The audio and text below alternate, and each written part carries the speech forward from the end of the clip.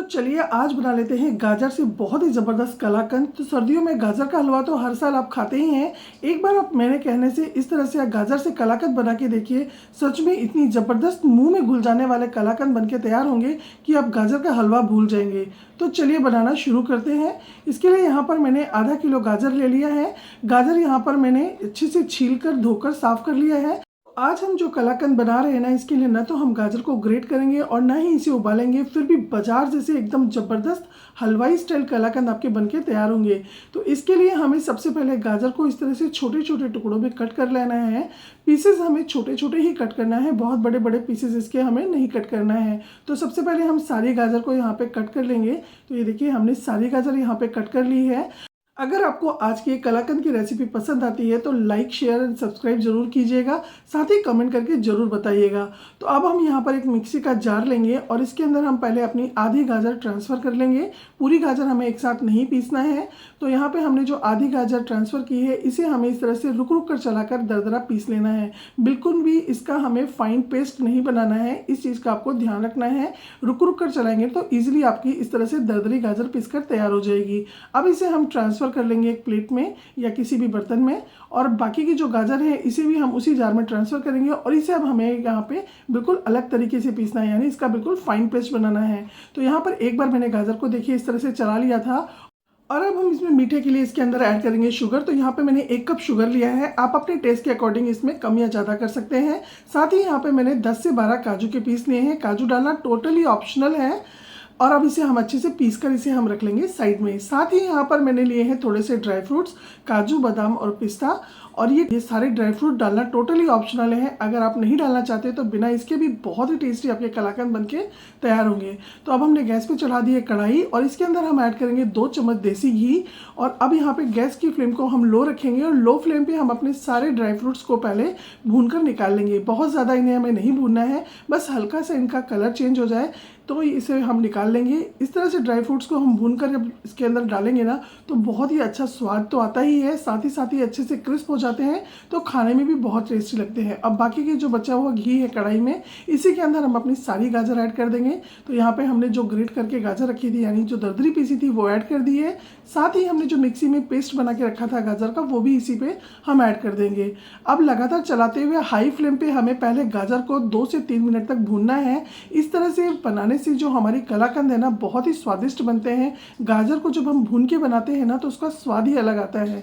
गाजर हमारे यहाँ पे अच्छे से भुन चुकी है और जितना भी चीनी ने पानी छोड़ा था लगभग वो भी ड्राई हो गया है। अब इस स्टेज पर हम इसके अंदर ऐड करेंगे 1 गिलास दूध। तो यहाँ पर हमने जो दूध लिया है ये नॉर्मल टेम्परेचर का दूध है और ये पहले से गर्म किया हुआ दूध लिया है मैंने। दूध यहाँ पर जो हमने लिया है वो आप कोई भी दूध ले सकते हैं, फुल फैट मिल्क या फिर नॉर्मल। और इसे अच्छे से मिक्स करने के बाद इसके अंदर हमने ऐड कर दिया है यहाँ पे आधे नींबू का रस। और नींबू का रस डालना इसके अंदर बहुत ज़रूरी है क्योंकि कलाकंद का जो टेक्सचर होता है वो एकदम दानेदार होता है और वो दानेदार तभी बनेगा जब दूध हमारा हल्का सा फटा हुआ होगा। तो यहाँ पे लगातार चलाते हुए नींबू का रस डालने के बाद इसे हमने पका लिया है और जैसे जैसे इसको हम चलाते रहेंगे इसके अंदर उबाल आएगा। जो हमने दूध डाला है वो धीरे धीरे फटना स्टार्ट कर देगा। तो आप देख रहे होंगे धीरे धीरे ये बिल्कुल फटने लगा है हल्का हल्का, और इसमें दाने भी आपको दिखाई दे रहे हैं। तो बस अब इस स्टेज पर हम इसे गैस की फ्लेम को लो कर देंगे और इसे हम छोड़ देंगे कुक होने के लिए। यानी जितना जो हमने दूध डाला है वो अच्छे से ड्राई हो जाएगा और जो हमारी गाजर है वो भी अच्छे से पक जाएगी।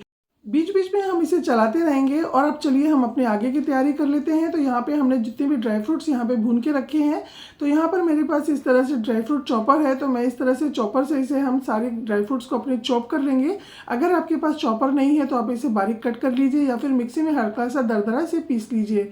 तो यहाँ पर मैंने देखिए पिस्ता को इस तरह से अलग चॉप किया है और साथ ही मैंने काजू और बादाम को अलग चॉप किया है। इसी के साथ हम अपना बर्तन भी रेडी कर लेंगे जिसमें कि हमें अपनी मिठाई को सेट करना है। तो यहाँ पर मैंने केक टिन लिया है, आप कोई भी थाली या प्लेट ले सकते हैं और अच्छे से उसे आप ग्रीस कर लीजिएगा तो इजीली आपकी मिठाई बाहर निकल जाएगी। तो मैंने यहाँ पे केक टिन लिया है और अच्छे से हम इसे घी से ग्रीस कर लेंगे।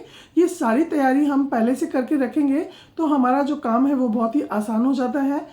तो केक्टिन हमारा हो गया है रेडी, इसे भी हम रख देंगे साइड में। और अब चलिए हम आगे की तैयारी कर लेते हैं। तो यहाँ पर मैंने 1 कप मिल्क पाउडर लिया है और इसे हमें घोलना है। तो इसके लिए हम सबसे पहले इसे हम ट्रांसफ़र कर लेंगे एक बड़े बाउल में। और यहाँ पर लिया है मैंने आधा ग्लास दूध, और दूध डालने के बाद अच्छे से इसे हम घोलकर इसका लम्प फ्री बैटर एकदम बनाकर तैयार कर लेंगे। आप चाहें तो दूध की जगह पर यहाँ पे इसे पानी से भी घोलकर रेडी कर सकते हैं।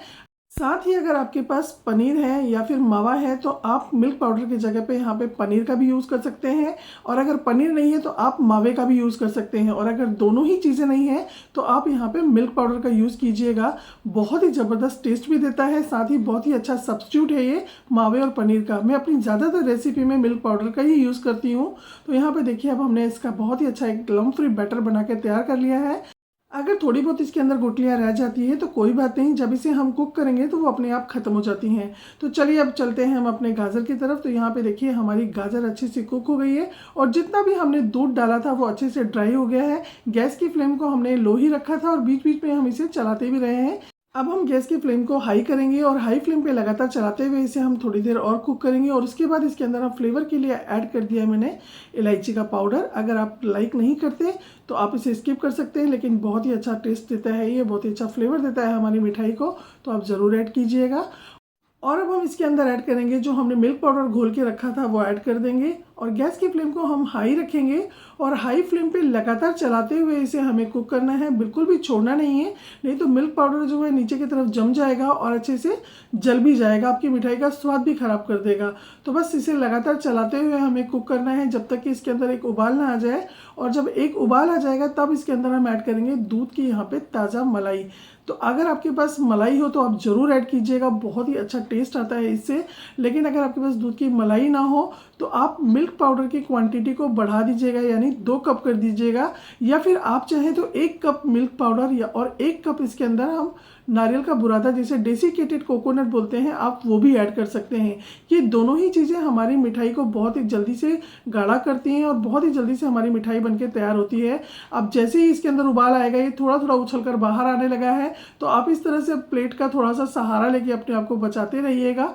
मतलब थोड़ी देर जैसे ही ये थिक हो जाएगा उसके बाद ये उछलना बंद कर देगा। तो देखिए अब ये गाढ़ा हो गया है और बिल्कुल भी बाहर नहीं आ रहा है। अब हम गैस की फ्लेम को हाई करके लगातार चलाते हुए इसे कुक करेंगे और बहुत ही जल्दी ये मिठाई बनके तैयार होती है। अगर ज़्यादा ही उछलने लगता है या बाहर आने लगता है तो अब बीच बीच में आपको गैस की फ्लेम को लो करना है और लगातार चलाते हुए इसे तब तक कुक करना है जब तक कि पूरा जो दूध आपने डाला है वो ड्राई ना हो जाए और पूरा मिक्सचर इस तरह से इकट्ठा होने लगे। अब उसके बाद इसके अंदर हमने कटे हुए ड्राई फ्रूट्स डाल दिए हैं। ड्राई फ्रूट्स डालने के बाद भी इसे हमें लगातार चलाते हुए तब तक कुक करना है जब तक कि पूरा अच्छे से डो की फॉर्म में नहीं आता।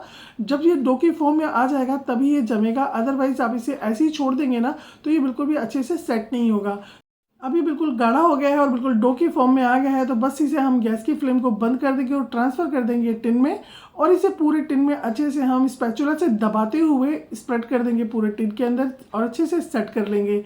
जब ये पूरी अच्छी तरह से इसे हम सेट कर लेंगे उसके बाद इसके ऊपर हम बारीक कटा हुआ पिस्ता से इसे गार्निश कर देंगे। आप चाहें तो बाकी किसी भी दूसरे ड्राई फ्रूट से भी इसे गार्निश कर सकते हैं या फिर आप इसे एज इट इज़ रख सकते हैं। और अब पिस्ता डालने के बाद स्पैचुला से हम एक बार इस तरह से इसको प्रेस कर देंगे ताकि अच्छे से जो पिस्ता है वो अच्छे से इसमें सेट हो जाए, और इसे अब हम छोड़ देंगे 2 से 3 घंटे के लिए सेट होने के लिए बाहर ही।